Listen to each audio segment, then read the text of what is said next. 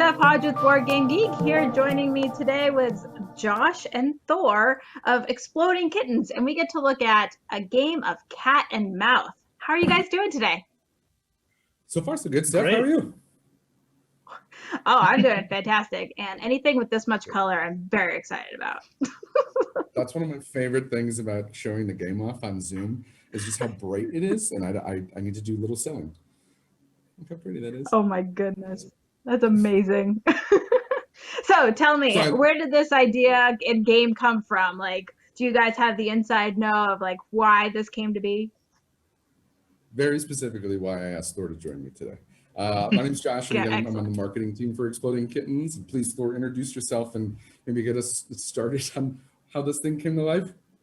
Sure. Thanks, Josh. I'm Thor, and I help run game development at Exploding Kittens. And this game came together as part of a collaboration with some of the fellows that created Clask. They knew that we were dying to do a skill/dexterity game where we could do crazy things and launch things all over the table, and they came up with the actual engineering to pull that off. So the game that Josh is showing right now, the exterior is really pretty, but the components inside are really what make the game super fun. On that video that we're watching, you see that it's a head-to-head game where people are using little cat paw catapults to launch balls at each other. Standing in the middle of the table is a centerpiece that Josh is holding up right now. Really cute, and the scorekeepers are the eyes, and the way that you score points, I'll let Josh explain. So Thor glazed over a teeny tiny bit. This was probably the most fun to build, to figure out exactly how to make this centerpiece that was difficult, fun, and challenging. But exactly where Thor left me, these kitty paw flickers, these magnetic kitty paw flickers, you'll see towards the back have a curve edge to it and then built-in magnets. So when you kind of toss it at the board, it really sets itself up. You then take 4 of the yellow balls onto each side and then put these 3 white balls right into the center piece of the cat mouth. I'll pop this out so you guys can see that. Can you see that okay? Yeah. So you'll notice that you have to get 5 points to win the game. And in order to score a point, you get all of one color onto the opponent's side.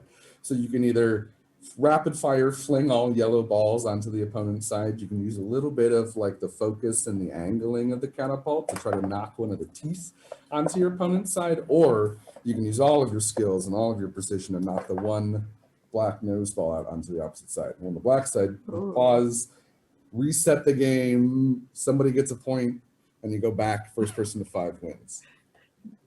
Double-handed. Thor, I don't actually very nice. This video. That's not a video. Those are people actually playing right now, right? Oh, they are? Oh, cool. It's Lincoln, yeah. It's Lincoln, are you playing a game against yourself? That's really impressive. Yeah.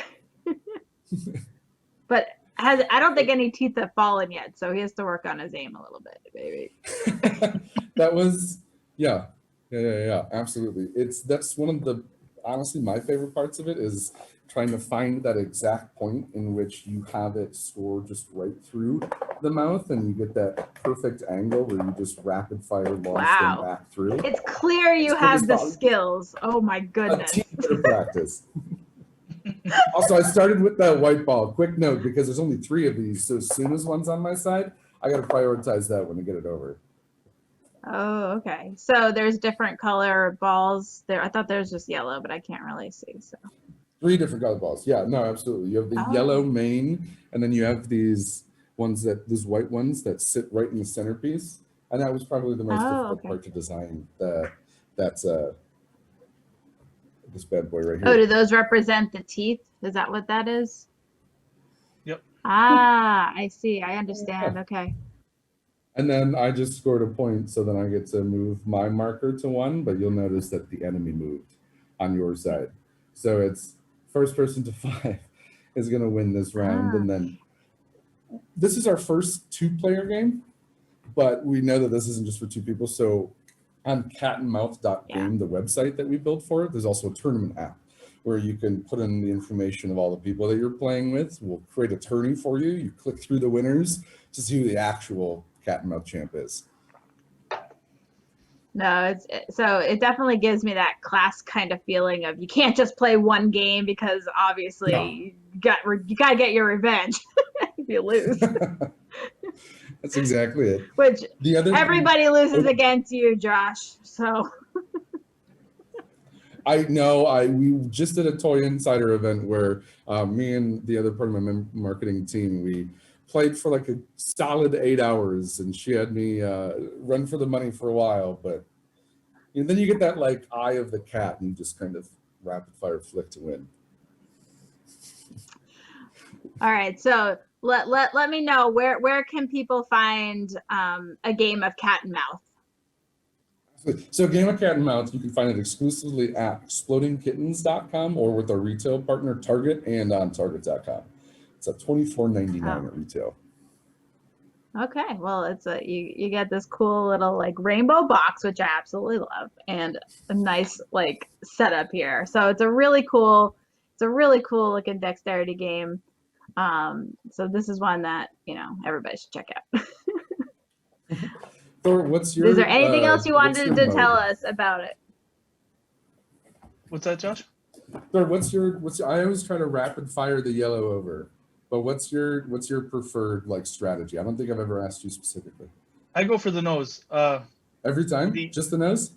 Yeah, because once you're really dialed in, you can. Well, I stopped doing that because my wife stopped playing with me because I was winning too much. But but yes, the single shot to the nose is my most favorite way to win this game. And one so of the if things you that hit people the will notice. nose, if you hit the nose, you get a point, or you just automatically win. You get a point. 1 point. Yeah.